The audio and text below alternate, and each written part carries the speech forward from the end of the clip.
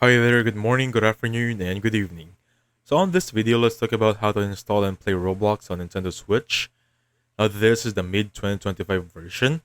The first thing is of course power on your Nintendo Switch. Turn it on and make sure you're connected to a Wi-Fi network. Next up, open your system settings.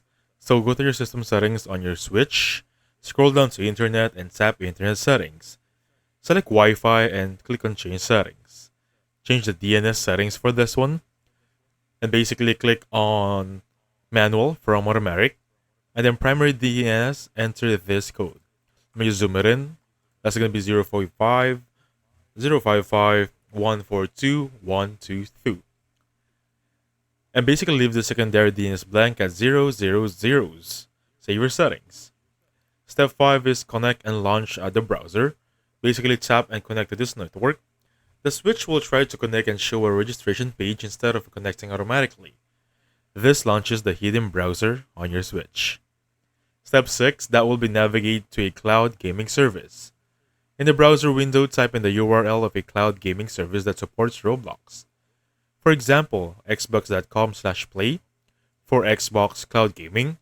Roblox is free there if you sign in with a Microsoft account. Take note about that one.